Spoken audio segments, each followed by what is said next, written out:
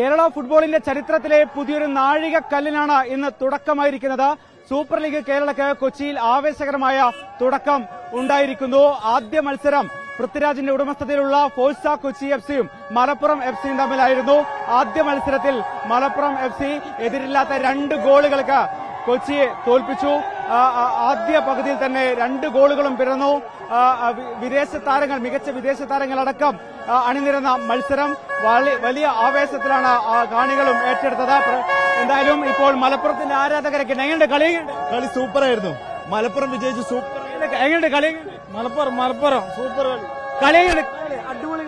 അടിപൊളി. എങ്ങനെയുണ്ട്? നല്ല കളിയായിരുന്നു. കപ്പടിക്കോ? തീർച്ചയായും കപ്പടിക്കും. ഷുവറായിട്ട് കപ്പടിക്കും. മലപ്പുറത്തിനുള്ള കപ്പ്. എങ്ങനെയുണ്ട് സൂപ്പർ ലീഗ്? അടിപൊളി, നല്ല കളിയായിരുന്നു. കപ്പടിക്കുന്നതിലെ പൂർണ്ണ പ്രതീക്ഷയാണ്. ഇനി മഞ്ചേരിയിലൊക്കെ കളി വരുന്നുണ്ട്. നമ്മുടെ ഈ കളി എന്താ പറയാ, ലൈക്ക് നമുക്ക് ഫൈനലിൽ ഉറപ്പിക്കാന്നുള്ള ഒരു പ്രതീക്ഷയിലാണ്. കാരണം ആ ഒരു കിക്കും ആ ഒരു പാസും, ഇറ്റ്സ് അൺബിലീവബിൾ.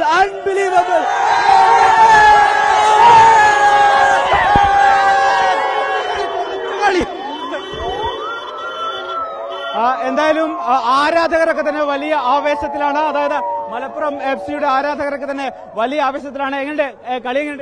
നല്ലായിരുന്നു. എങ്ങനെയുണ്ട് കളി?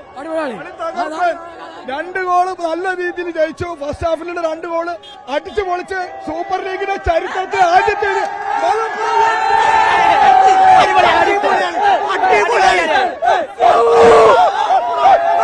കളി അടിപൊളി കളി. അടിപൊളി. പയ്യനാട്. ഇനി അങ്ങോട്ട് സൂപ്പർ ലീഗ് കേരളയുടെ മത്സരങ്ങളാണ്. ISL പോലെ തന്നെ സൂപ്പർ ലീഗ് കേരളയും ആരാധകർ ഏറ്റെടുക്കുമെന്ന കാര്യം ഉറപ്പാണ്. 6 ടീമുകളാണ് ഉള്ളത്. പൃഥ്വിരാജിന്റെ ഉടമസ്ഥതയുള്ള ഫോഴ്സ കൊച്ചി, അതോടൊപ്പം തന്നെ ആസിഫ് അലി അടക്കമുള്ള ഉടമകളുള്ള കണ്ണൂർ, അതോടൊപ്പം തന്നെ ലിസ്റ്റിൻ ചീഫിന് അടക്കമുള്ള തൃശൂർ ടീം. ഇത്തരത്തിൽ മികച്ച ഒരു ടീമുകളാണ് ഈ സൂപ്പർ ലീഗ് കേരളയിലുള്ളത്. 6 ടീമുകളാണുള്ളത്. ആദ്യ മത്സരമാണ് ഉണ്ടായിരിക്കുന്നത്.